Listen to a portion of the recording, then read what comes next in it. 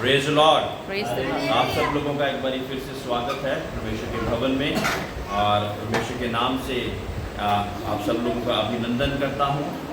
और पिछली बार मैं आप लोगों के साथ नहीं था, लेकिन आपने पिछली बार भी कुछ अच्छी बातें सीखी, इसलिए मैं आपका शुक्र करता हूं, धन्यवाद करता हूं परमेश्वर का और शिफा मैम का, जो कि उस रिस्पॉन्सिबिलिटी को हैंडल कर पाए। खुदा का शुक्र, परमेश्वर का धन्यवाद। Praise Lord. और हमने जैसे कि सीखा था कि अब्राहम को परमेश्वर ने विश्वासियों का पिता होकर बनाया था। विश्वासियों का पिता कौन होता है कि कुछ ना कुछ उसमें ऐसा विश्वास पाया जाएगा या गया होगा जो कि बाकियों में नहीं पाया गया था। Praise Lord, hallelujah. परमेश्वर ने 90 बरस की सारा थी और 100 बरस का अब्राहम था, फिर भी उनको बच्चे की आशीष थी, है ना। जब बच्चे की आशीष थी तो उसके बाद परमेश्वर ने उस आशीष को देने के बाद उन्होंने विश्वास रखा, लेकिन सारा का विश्वास कम था, लेकिन फिर भी परमेश्वर ने आशीष दी, है ना। लेकिन फिर क्या हुआ कि परमेश्वर ने उसी के बेटे की कुर्बानी को मान लिया। Praise Lord. और जब मान लिया तब भी अब्राहम वफादार रहा, है ना। उसने परमेश्वर से ये नहीं पूछा कि परमेश्वर तूने पहले तो दी नहीं आशीष, और जब दी है तो अब तू वापस मांग रहा है, ऐसा कुछ नहीं पूछा। जो कुछ परमेश्वर बोलता गया उसको वैसे ही करता गया। Praise Lord. बहुत ज़रूरी है कि जिस हिसाब से परमेश्वर बताएं उसी हिसाब से, बिना प्रश्न किए। बहुत से लोग हैं जिसको कोई भी काम बोलो ना, वो प्रश्न लेके आएंगे ढेर सारे, लेकिन सही विश्वास क्या है? बिना प्रश्न वाला। क्योंकि मुझे भरोसा है परमेश्वर पर, या अगर इंसान पे करते हैं, जिस भी इंसान पे करते हैं, अगर आप उस पर पूरा भरोसा रखते हैं तो उससे प्रश्न नहीं करेंगे। वो जो कहेगा वो आप वैसे ही करते रहेंगे। ऐसा ही है, है ना। जब हमारे मन में काफ़ी ज़्यादा डाउट, आशंकाएं होती हैं और ये होता है, कॉन्फिडेंस नहीं होता कि ये कर पाएगा कि नहीं कर पाएगा, तो हम हज़ारों प्रश्न करते हैं। हाँ, वो कहे कि मैंने ये करना है, उससे पूछते हैं कि ये ऐसा कर लेगा तू, तेरे में इतनी क्षमता है, कहीं वापस तो नहीं लौट आएगा, कहीं ऐसा करने के बुद्धि है तेरे पास, ज्ञान है, सब कुछ है, ऐसा कर पाएगा कि नहीं कर पाएगा, है ना। ऐसे अनेकों प्रश्न पूछ कर हम उस इंसान कहता है कि इससे अच्छा तो मैं खुद ही कर लेता, है ना। लेकिन अब्राहम परमेश्वर से प्रश्न नहीं किया करता था, इसलिए उसको क्या बोला गया है? विश्वासियों का पिता बोला गया है ना। और हमको जो कि परमेश्वर के साथ मिल जाते हैं, परमेश्वर के भवन में अंगीकार करके बपतिस्मा लेकर जो जुड़ जाते हैं, उनको भी हमें भी अब्राहम की संतान होकर बोल दिया गया है। अब्राहम की संतान का होने का मतलब क्या है? अब्राहम की संतान होने का मतलब है कि परमेश्वर का वचन कहता है कि जिसको तुम आशीषित करोगे वो आशीषित हो जाएगा, जिसको तुम दंडित करोगे वो दंडित हो जाएंगे। सुख दे दीते तुसी अगे आ जाओ, थोड़ा आवरे इसके आगे, है ना। तो जिसको तुम शापित करोगे वो शापित हो जाएगा, जिसको तुम आशीषित करोगे वो आशीषित हो जाएगा। ऐसी वाचा परमेश्वर ने किसके साथ बांधी? अब्राहम के साथ। परमेश्वर ने वाचा बांधी अब्राहम के साथ। और जब हम अब्राहम की संतान हो जाते हैं तो क्या हो जाता है? तो हम भी उस आशीष के भागी हो जाते हैं, हम भी उस आशीष के भागी हो जाते हैं। जब पुराने ऐतनामे में एक वाचा बांधी जाती थी ना किसी इंसान के साथ, वो वाचा कैसी होती थी कि मेरे दुश्मन तेरे दुश्मन, मेरे दोस्त तेरे दुश्मन, अगर कोई मेरा नुकसान कर रहा है तो वो जैसे कि तेरा नुकसान कर रहा है। इस तरह की वाचा परमेश्वर ने अब्राहम के साथ बांधी, है ना।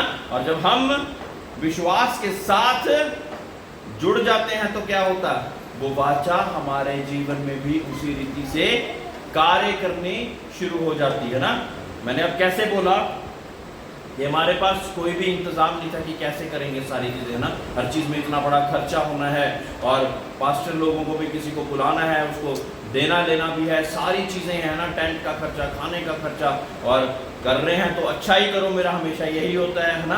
तो सारी हमारे पास खर्चा भी नहीं था, और जब ये दुआ प्रार्थना ही कर रहे थे तो बहुत से हाथ जुड़ गए और उन्होंने क्या कहा, इस चीज़ का मैं करूँगा, इस चीज़ का मैं करूँगा, इस चीज़ का खर्चा मैं करूँगा अपने आप से। किस लिए? क्योंकि कभी ना कभी उनके लिए दुआ प्रार्थना करी और उनके जीवन में काम हो गया। लेकिन जब जरूरत थी तब उनका एकदम से, एक बार हमने सिर्फ फ्लायर ही भेजा कि इस दिन 29 तारीख को चर्च की मीटिंग है, एनिवर्सरी है, तो उनका एकदम से अपने आप से मैसेज आ गया कि लंगर का कितना खर्चा होगा हमें बताएं। हाँ, कोई किसी चीज के लिए बोलता, कोई किसी चीज के लिए बोलता। ये सब किस कारण है? क्योंकि परमेश्वर के साथ जुड़े हुए हैं और हमारी जरूरतों का, हमारे अच्छे और बुरे का ख्याल रखने वाला कौन है? हाँ, परमेश्वर है। वही है जो कि हमारे अच्छे और बुरे का ख्याल रखता है ना। अगर परमेश्वर कहता है कि अगर इसके साथ कुछ बुरा हो रहा है तो वो ऐसे हो रहा है जैसे मेरे साथ ही बुरा हो रहा है। सोचिए, अगर ऐसे हमारे लिए परमेश्वर सोचना शुरू कर दे तो कितनी बड़ी बात हो जाएगी, है ना। तो ऐसी वाचा परमेश्वर कब बांध पाता है? जब हमारा वैसा विश्वास होता है। Praise Lord, praise Lord, hallelujah. हमने कुरिन्थियों की पत्री को खत्म कर लिया है, हम गलातियों की ओर बढ़ रहे हैं। एक एक चैप्टर करके हम आगे की आगे बढ़ते जा रहे हैं ताकि कोई भी चीज ऐसी ना रहे जिसमें आपकी समझ ना हो। Praise Lord. दूसरे की गलातियों दूसरा उसकी 15वीं आयत में हम जाते। हम तो जन्म से यहूदी और पापी अन्य जाति में से हैं नहीं, तो भी ये जानकर कि मनुष्य व्यवस्था के कामों से नहीं पर केवल यीशु मसीह पर विश्वास करने के द्वारा धर्मी ठहरता है। अब विश्वास के बारे में हम बातचीत करी जा रहे हैं, लेकिन विश्वास करना किस पर है? जो नए ऐतनामे में नए प्रभु यीशु मसीह के आने के बाद जो लोग जन्मे हैं उन्होंने विश्वास किस पे करना है? प्रभु यीशु मसीह पे। तो कामों के कारण हम सिद्ध नहीं ठहराए जा रहे हैं, हम विश्वास के कारण सिद्ध ठहराए जा रहे हैं। तो क्या हुआ? जो व्यवस्था थी, जो मूसा की व्यवस्था थी, जिसमें क्या लिखा था कि आंख के बदले आंख, कान के बदले कान, कोई तुम्हारी चीज चोरी कर रहा है तो उसको इतना भरपाई करनी पड़ेगी, कोई ये करने लग गया तो उसको इतनी भरपाई करनी पड़ेगी। बहुत मुश्किल था। 100 में से 99 चीजों को भी अगर हम पूरा कर लेते थे और एक में चूक जाते थे तो क्या होता था? फिर भी हम पापी ही ठहराए जाते थे। लेकिन अब प्रभु यीशु मसीह में आने के बाद क्या हुआ कि हम विश्वास के द्वारा धर्मी ठहराए जाते हैं। मेरे प्रिय, परमेश्वर का वचन कहता है कि हमारी अपनी धार्मिकता, अगर मैं अपने आप से धर्मी होना चाहूं और ये चाहूं कि मैं बहुत ज्यादा धर्मी हूं, बहुत ज्यादा धर्मी, पवित्र पवित्र, दूसरों को नीचा करके सोचता रहूं तो क्या है? कहते मेरी धार्मिकता मैले चित्रों के समान है। हाँ, मैं आया ही इसलिए ताकि दुखियों को, बेसहारों को, मुसीबत और परेशानी वाले लोगों को छुड़ाकर आजाद करूं, है ना। परमेश्वर यीशु मसीह क्या कहते हैं कि जब मैं आया तो सभी लोग धर्मी नहीं थे, पापी थे, है ना।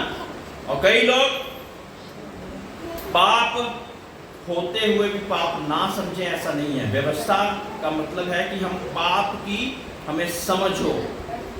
अगर समझ नहीं तो हम तो वो करते ही जाएंगे। हम कहेंगे विश्वास तो है लेकिन समझ भी है, ऐसा नहीं होता है। जबकि जब समझ आ गई, व्यवस्था ने हमें समझ दी, लेकिन आजादी किसने दी? आजादी प्रभु यीशु मसीह ने दी। Praise the Lord. बोलिए जोर से, आजादी परमेश्वर यीशु मसीह ने दी। व्यवस्था के द्वारा हमें पाप का ज्ञान हुआ। बोलिए, व्यवस्था के द्वारा हमें पाप का ज्ञान, लेकिन आजादी परमेश्वर यीशु मसीह ने दी। लेकिन आजादी परमेश्वर यीशु मसीह ने दी। कैसे? विश्वास के द्वारा। Praise the Lord, hallelujah. मैं तो व्यवस्था, 19वीं आयत, मैं तो व्यवस्था के द्वारा व्यवस्था के लिए मर गया कि परमेश्वर के लिए जीऊं, है ना। अब जब व्यवस्था के बारे हमें नॉलेज होगी, ज्ञान हो गया, तो जब परमेश्वर यीशु मसीह सूली पे चढ़ाए गए तो हमारे सारे पाप, सारे शाप उसके ऊपर थे। वो मर गया, गाड़ा गया और तीसरे दिन मुर्दों में से जी उठ गया। तो क्या जब हम परमेश्वर पर विश्वास, यीशु मसीह पर विश्वास रखते हैं, तो क्या हमारा लालच, लोभीपन, मतवालापन, हर एक चीज का ऐसा पाप हमसे दूर दफनाया जाता है कि नहीं करता? बहुत सी मर्तबा नहीं, है ना, बहुत सी मर्तबा नहीं। लेकिन हम कहते हैं कि हम विश्वास कर रहे हैं। विश्वास करिए, बहुत अच्छी बात है, लेकिन परमेश्वर कहता है कि अब तू उस पाप में ना रह। जब हम कुश्ती लड़ते, परमेश्वर का वचन कहता है कि विश्वास की अच्छी कुश्ती लड़। तो विश्वास की जब हम अच्छी कुश्ती लड़ेंगे और नियम के बिना लड़ेंगे, तो हम जीत पाएंगे क्या? नहीं जीत पाएंगे। हमें कुश्ती भी लड़नी है और नियम के अनुसार जीतेंगे, तब हम पुरस्कार को प्राप्त कर पाएंगे। और वो पुरस्कार मेरे प्रियो, वो दुनिया से बिल्कुल अलग है। ना आंखों ने देखी, ना कानों ने सुनी, वैसी चीजें परमेश्वर हमारे लिए रेडी करके बैठा हुआ है, तैयार करके बैठा हुआ है। नहीं तो उसने अपने इकलौते पुत्र को नहीं भेजना था मेरे प्रियो। हम इतने अच्छे नहीं, मैं भी इतना अच्छा नहीं, लेकिन उसके प्यार के कारण उसने भेजा, ताकि मैं और आप उसके द्वारा पवित्र ठहराए जाएंगे। क्योंकि उसने जो कुर्बानी हमारी होनी थी, वो सच्चा प्रायश्चित होकर यीशु मसीह वो पवित्र मेमना हमारे लिए बलि चढ़ गया और तीसरे दिन मुर्दों में से जी उठा। तो उसने बलिदान भी दिया जिसके द्वारा मुक्ति आती है, हम बहुत बार जान चुके, और साथ ही साथ मुर्दों में से जी भी उठा, जिस कारण वो परमेश्वर कहलाया जाता है। एक ही कब्र है जो कि आज तक खाली, वो कब्र कौन सी है? परमेश्वर यीशु मसीह की कब्र है। बहुत से गुरु, बहुत से महात्मा, बहुत से लोग आए, मर गए, लेकिन दोबारा कभी जिंदा नहीं हुए। अब हमने देखना किसकी ओर है ना? ये लोग कहते हैं कि मैं तो प्रॉफिट की ओर देखूंगा, मैं तो पास्टर की ओर देखूंगा, ये लोग तो मसीह में पुराने हैं, इनकी ओर देखूंगा, है ना। अब सुरेंद्र भाई ने गवाही दी कि किसी ने मुझे यहाँ पे भेजा परमेश्वर के नाम से, और मैं बोलता हूँ कि वो तो पीछे रह गया, सुरेंद्र भाई उससे आगे निकल गया। तो क्या हुआ? एक ने रास्ता दिखा दिया था, लेकिन वो उसने पकड़ लिया वचन को, है। वो कहता है कि मैं सीखना चाहता हूँ, मैं और आगे बढ़ना चाहता हूँ, लेकिन वो अपने पुराने कामों में अगर रह जाए नहीं आ रहा निकल गया, तो क्या होगा? तभी परमेश्वर के वचन में लिखा है कि जो आगे हैं वो पीछे किए जाएंगे, और जो पीछे हैं वो आगे किए जाएंगे, है ना। हर चीज जब हम वचन पढ़ते तो हमें लगता है कि ये वचन परमेश्वर ने क्यों लिख दिया, लेकिन जब हमारी जिंदगी में वो चीज बीतती है तो हमें पता लगता कि ये वचन तो परमेश्वर ने वाकई ही किसी न किसी मकसद से लिख दिया। एक एक वचन परमेश्वर का जो इसमें लिखा हुआ, उसकी कोई ना कोई वजह है। ठीक है पिंकर आंटी, वजह है उसकी कोई ना कोई। Praise Lord. अब तीसरे गलातियों का तीसरा चैप्टर। हे निर्बुद्धि गलतियों, किसने तुम्हें मोल लिया है? मानो आंखों के सामने यीशु मसीह क्रूस पर दिखाया गया। मैं तुमसे केवल ये जानना चाहता हूँ कि तुमने आत्मा को या व्यवस्था के कामों के या विश्वास के समाचार से पाया? क्या तुम ऐसे निर्बुद्धि हो कि आत्मा की रीति पर आरंभ करके अब शरीर की रीति पर अंत करोगे? मेरे प्रिय, बहुत से लोग ऐसे हैं जिनको परमेश्वर ने शुरुआत में बहुत दर्शनों के द्वारा, चमत्कारों के द्वारा बचाया और अपनी करीबी में लेके आया। चमत्कार परमेश्वर की आत्मा के द्वारा होते हैं, ठीक है। क्योंकि आत्मा जब उस पर उतरती है तो क्या वचन में क्या लिखा? जब आत्मा उतरेगी तो सामर्थ्य, हाँ, उसके बिना नहीं। और वचन क्या कह रहा है कि आपने आत्मा में स्टार्ट किया और अब अपना दिमाग लगाकर आगे बढ़ना चाहते हो। परमेश्वर ऐसा नहीं चाहता। परमेश्वर चाहता कि आप आत्मा से ही जब जन्म गए तो आत्मा में ही आपका अंत भी होना चाहिए। ये नहीं कि एक दिन मैं बैठ जाऊं और मैं अविश्वासी होकर बैठ जाऊं कि मेरे लिए तो कुछ भी हो नहीं सकता, जबकि परमेश्वर ने पुराने दिनों में बहुत से बड़े बड़े पहाड़ों को मेरे सामने से पीछे कर दिया, है ना। तो अब जब दोबारा कोई ऐसी बड़ी मुश्किल परेशानी आए तो मैं अगर फिर दोबारा अविश्वासी होकर बैठ जाऊं तो मेरे पुराने विश्वास का क्या ही फायदा, है ना। तो जरूरी क्या है कि फिर हम विश्वास के द्वारा परमेश्वर के सामने आए और विश्वास के साथ आगे बढ़ते हैं। मेरे प्रिय, परमेश्वर जो परीक्षा है वो किसकी करता होगा? परीक्षा परमेश्वर किसकी करता है? हाँ, अपने धर्मी जन की क्यों करता है? अब सोचिए कि अगर हम दुनियावी ढंग से देखें कि जो बच्चा स्कूल नहीं जाता उसकी परीक्षा होती है? हैं? नहीं होती। घर बैठे तो कोई परीक्षा नहीं लेता ना। तो जो आगे बढ़ना चाहता है, एक क्लास से नेक्स्ट क्लास, नेक्स्ट से नेक्स्ट, नेक्स्ट से नेक्स्ट बढ़ना चाहता है, उसकी परीक्षा होगी कि नहीं होगी? लेकिन परमेश्वर का वचन कहता है कि हर एक उस टेम्पटेशन के बीच में, हर एक परीक्षा के बीच में से परमेश्वर एक राह भी दिखाता है। ये परमेश्वर का प्यार है। ये नहीं कि परीक्षा में डाल दिया और मैं खड़े होकर तमाशा देखूंगी, अब देखो इसके साथ क्या होता है। ऐसा नहीं करता हमारा परमेश्वर, क्योंकि वो प्यार करता है, इसलिए उस परीक्षा के बीच में से वो रास्ता भी निकालता है। अब रास्ता का ज्ञान हमको कैसे होगा? मेरे प्रियो, उसके साथ जब हमारा मेल होगा कि परमेश्वर ये परीक्षा तो आ गई, लेकिन इसके बीच में से मुझे समाधान बता, मुझे रास्ता बता।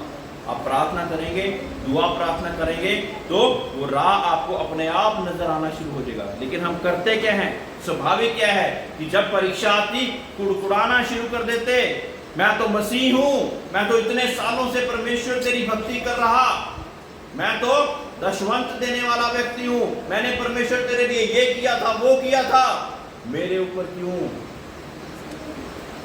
परमेश्वर का कोई उत्तर नहीं आता, कोई उत्तर नहीं आता।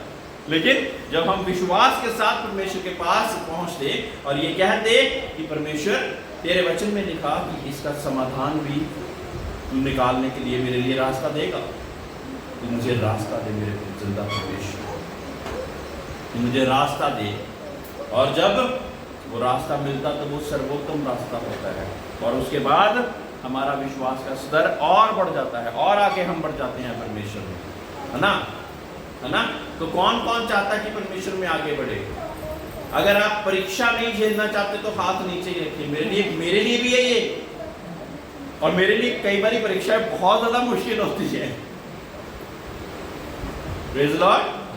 हाँ, हम चाहते कि हम परमेश्वर में आगे, परमेश्वर चाहता कि नए से नए स्तर में हम आगे की आगे बढ़ते रहें, और एक ऐसे स्तर पर जहां पे कोई आंधी, कोई तूफान हमें हिलाने ना पाए, है ना।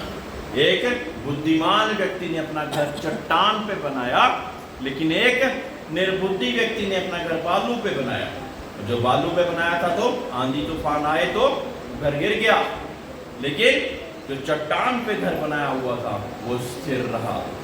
मेरे प्रियो, हमें और आपको ये जानने की जरूरत है कि क्या हमारा घर चट्टान, जो कि वो परमेश्वर है, यीशु मसीह है, क्या उस पे मेरा घर बना हुआ है कि हम यहाँ से बाहर जाते ही गाली गलोच, कोई कुछ बोलता है उस पर विश्वास, कोई कुछ नहीं बोलता उस पर विश्वास, और ये सारी चीज़ों के सहभागी होकर चलते फिरते नजर आते हैं। या हमारे जीवन में कुछ ऐसा अलग है जिससे लोग कहते हैं कि ये व्यक्ति तो कुछ अलग है, ये बहन, ये भाई तो कुछ अलग है, इसके जीवन में परमेश्वर ने ऐसा क्या कर दिया कि ये ऐसा चलने लग गया, पहले तो ऐसा ना था।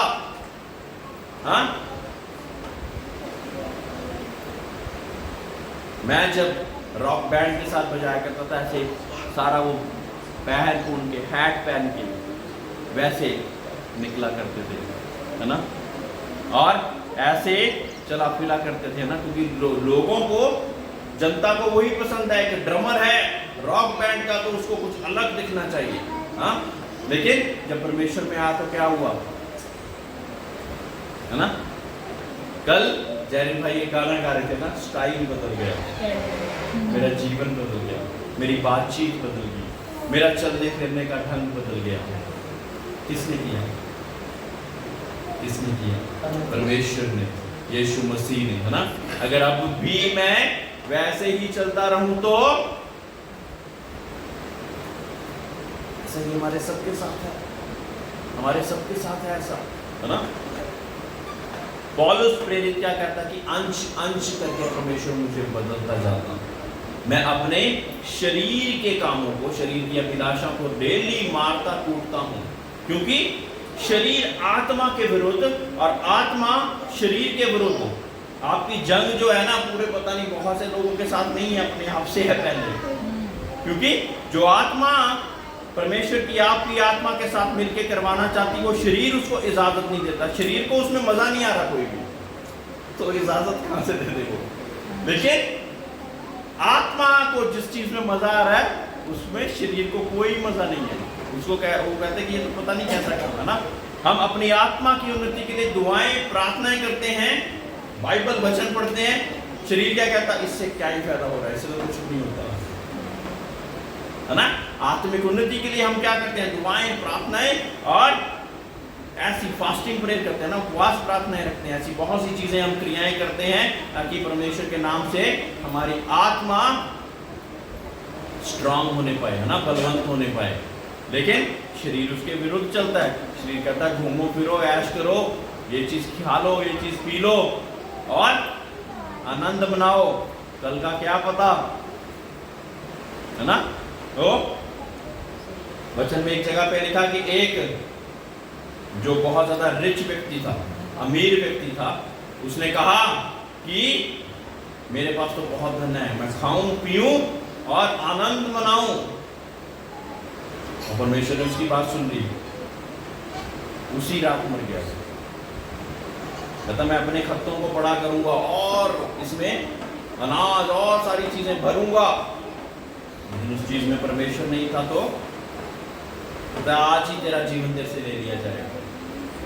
मेरे प्रियो, ये सारी चीजें अच्छी हैं, गाड़ी बंगला ये सारी चीजें अच्छी हैं, लेकिन परमेश्वर के बिना कुछ भी नहीं, कुछ भी नहीं। इन चीजों में जब परमेश्वर हमारे साथ है तो वो बड़ी शांति भी है, वो बड़ा आनंद भी है। आपने कई लोगों को देखा होगा जिनके पास ये सारी चीजें हैं, लेकिन क्या है, दुख तकलीफ है, परेशान, गाड़ी है, नई नई एक्टिवा है, नई नई चीजें हैं, लेकिन क्या है, खुशी नहीं, यहाँ पे शांति नहीं है। तो उन चीजों का कोई फायदा है? लाखों रुपए कमाते हैं, लेकिन उसके बाद देखते हैं महीने के बाद कुछ भी नहीं है हाथ में। और खुदा के लोग कहते हैं कुछ भी ना होते हुए बड़ी बड़ी चीजें सोच लेते हैं, मैं ये करूंगा परमेश्वर, और परमेश्वर कहता अगर इसमें मेरी मर्जी है तो ये हो जाएगा। Praise the Lord. और फिर हमें क्या करना है कि हमें परमेश्वर की मर्जी को जानना चाहिए, परमेश्वर इसमें तो अपनी रजामंदी, इसमें अपनी मर्जी को डाल ताकि ये चीज पूरी हो जाए। Praise the Lord, hallelujah. अतः ये जान लो कि जो विश्वास करने वाले हैं वह ही अब्राहम की संतान है। कौन है अब्राहम की संतान? मैंने बोला ना, वाचा परमेश्वर ने अब्राहम के साथ बांधी, और वाचा क्या होती है मैंने बताया ना, मेरे दुश्मन तुम्हारे दुश्मन, मेरे बैरी तुम्हारे बैरी, मेरे को आशीषित करने वाले तुमको आशीषित करने वाले। सोचो कितनी बड़ी बात है ये, परमेश्वर के साथ वाचा बांधना। हाँ, एक हम वॉ करते हैं ना मैरिज के समय पे, हम एक दूसरे के साथ कुछ वो बांधते हैं ना। आप लोगों के पहले 7 फेरे हुआ करते थे, हमारे में क्या होते हैं कि कुछ आयतें के साथ होते हैं कि यहाँ पे कहाँ पे तू वफादार रहेगा, है ना। तो वो भी एक तरह सा वॉ होता है। उससे भी बड़ी चीज होती है वाचा, कवनेंट होता है, जो कि परमेश्वर ये यूज किया जाता है, जो कि परमेश्वर इंसान के साथ बनाता है, फरिश्तों के साथ बनाता है, अपने लोगों के साथ बनाता है। ये बहुत बड़ी चीज है, ये टच से मस नहीं हो सकती। हम जो प्रॉमिसेस करते टूट जाते, है ना, हम वायदा करते मुकर जाते, लेकिन परमेश्वर जो वायदों का परमेश्वर है, उसी ने हमें वायदे करना सिखाया। और जो वाचा आपके साथ बना लेगा तो वो क्या तोड़ेगा? नहीं तोड़ेगा। कब तोड़ोगे? जब आप अपने आप से ही पीछे हट जाओगे, तो फिर परमेश्वर क्या करेगा? ठीक है, तो क्या लिखे, अतः जान लो कि जो विश्वास करने वाले हैं वह ही अब्राहम की संतान हैं। अविश्वासी अब्राहम की संतान नहीं, जो विश्वास करने वाले हैं वही अब्राहम की संतान है। और पवित्र शास्त्र ने पहले ही से ये जानकर कि परमेश्वर अन्य जातियों को विश्वास से धर्मी ठहराएगा, पहले ही से अब्राहम को ये सुसमाचार सुना दिया कि तुझ में सब जातियां आशीष पाएंगी। सब जातियां बोला है, क्रिश्चियन नहीं बोला है। तुझ में सब जातियां आशीष पाएंगी। कब? जब विश्वास रखेंगे, विश्वास के साथ हम उसके साथ मिल जाएंगे, तब सब जातियां आशीष पाएंगी। मेरे प्रियो, अगर ये बात ना लिखी होती तो हमारे लिए कोई भी मुक्ति का रास्ता ही नहीं होता। सिर्फ वो यहूदियों का परमेश्वर यीशु मसीह आता, उनके लिए ही मुक्ति का रास्ता खोलता और वहीं के वहीं चले जाता। हमारे लिए कोई रास्ता नहीं था, मेरे लिए भी कोई रास्ता नहीं था। लेकिन परमेश्वर ने सब जातियों को, यानी कि जो तो परमेश्वर के यहूदी लोग हैं और उसके अलावा जितनी भी जातियां हैं, उनको परमेश्वर आशीष देना चाहता। विश्वास के द्वारा आशीष का द्वार खुलता। Praise Lord. द्वार कैसे खुलेगा? रामकिशन जी, द्वार कैसे खुलेगा? हाँ, बोलिए, द्वार कैसे खुलेगा आशीष का? आज तो बता दीजिए। हाँ, मालूम नहीं? प्रार्थना द्वारा और आराधना के द्वारा, यानी परमेश्वर को याद करने से। विश्वास के द्वारा, विश्वास के द्वारा, है ना? तो विश्वास के द्वारा परमेश्वर के नाम से वो द्वार खुलेगा। 10वीं आयत, तीसरी की 10वीं आयत। इसलिए जितने लोग व्यवस्था के कामों पर भरोसा रखते हैं वह सब शाप के अधीन हैं, क्योंकि लिखा है, जो कोई व्यवस्था की पुस्तक में लिखी हुई सब बातों के करने में स्थिर नहीं रहता वह शापित है। पर यह बात प्रकट है कि व्यवस्था के द्वारा परमेश्वर के यहाँ कोई धर्मी नहीं ठहरता, क्योंकि धर्मी जन विश्वास से जीवित रहेगा। अगर हम व्यवस्था के अनुसार ही चलते रहते, जो हमारी बाकी चीज़ों में भी ग्रंथों में लिखी हुई है ना, तो व्यवस्था की ही चीज़ें लिखी हुई हैं, उससे हम धर्मी नहीं ठहर सकते। धर्मी ठहराने के लिए केवल एक है, वो है परमेश्वर यीशु मसीह, क्योंकि उसने कुर्बानी देकर एक मुक्ति का द्वार हमारे लिए खोल दिया कि अब जो कोई उस पर विश्वास लाए वो नाश ना हो परंतु अनंत जीवन की प्राप्ति करे।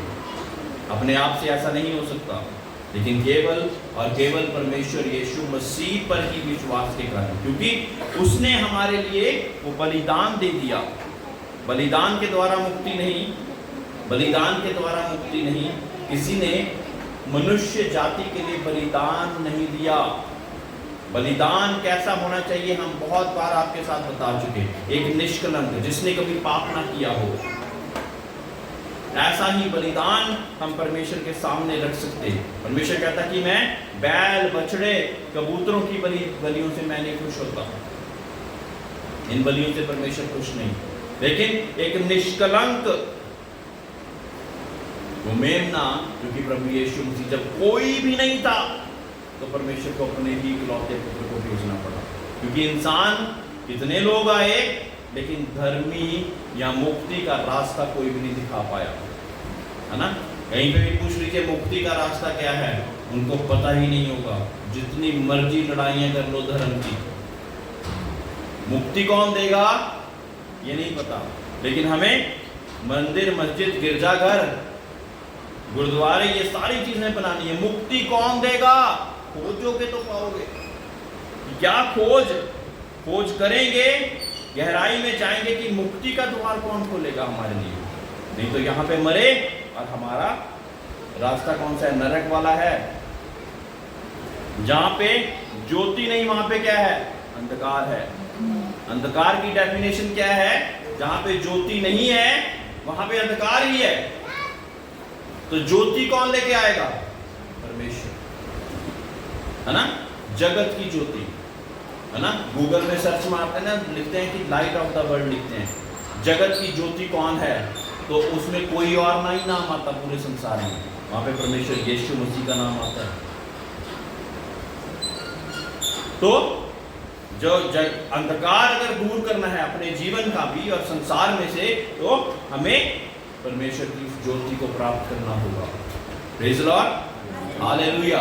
उस ज्योति के बिना हम कुछ भी नहीं कर सकते। ज्योति जब हमारे जीवन में चमकेगी, हमारे दिल में चमकेगी, तो हमें किसी और चीज की आवश्यकता नहीं होगी, क्योंकि अंधकार खत्म हो गया, अंधकार खत्म हो गया। अंधकार की बातें भी खत्म होती जाएंगी। ऐसे ही अगर सोचे कि हमारे अंदर ज्योति है, ज्योति है, ज्योति है, और अंधकार की ही बातें करते जाएं, तो क्या होएगा? तो ज्योति नहीं है ना, क्योंकि जहां पे अंधकार है वहां पे ज्योति नहीं, जहां पे ज्योति है वहां पे अंधकार नहीं। हाँ, रात को लाइट बंद कर दे तो अंधकार ही दिखेगा ना, ज्योति तो नहीं दिखेगी। लाइट जला दे तो सिंपल सी बात है ना। तो हमारे अंदर अगर ज्योति है तो क्या अंधकार की बातें दिखेंगी? हाँ, नहीं दिखेंगी। Praise the Lord, hallelujah. तो आज अपने आप को जांचें और परखें कि हमारे अंदर वो परमेश्वर की ज्योति, वो जगत की ज्योति हमारे अंदर जलने पाए, जिससे हम परमेश्वर के बीच में निरंतर निरंतर बढ़ते जाएं। विश्वास के कारण आपके बहुत ज़्यादा गर्म नहीं चाहिए परमेश्वर, लेकिन आपका विश्वास चाहिए, वो अटल विश्वास चाहिए, है ना। बहुत सी मर्तबा एक कोई व्यक्ति आता, उसके लिए प्रार्थना होती, वो ठीक हो जाता, उसके बाद ना उसको दोबारा आता ना, उसको कहता कि कोई ना कोई चीज़ है, कोई ना कोई कुंडी तो है जो कि नहीं कर रहा अभी, क्योंकि परमेश्वर के अनुसार नहीं है। वो कई बार बता देते हैं, कई बार नहीं बताते, और जो बता देते हैं उसका फिर हम समाधान फिर भी निकाल लेते हैं। जो नहीं बताते वो उसी उसमें फंसे रहते हैं, और फिर क्या कहते हैं कि परमेश्वर मेरे लिए कोई काम नहीं कर रहा। मेरे प्रियो, वो अंधकार को तो खत्म नहीं किया, अंधकार के काम को तो खत्म नहीं किया, फिर कैसे ये सोच रहे कि मेरे अंदर परमेश्वर की वो ज्योति जले। Praise the Lord, hallelujah.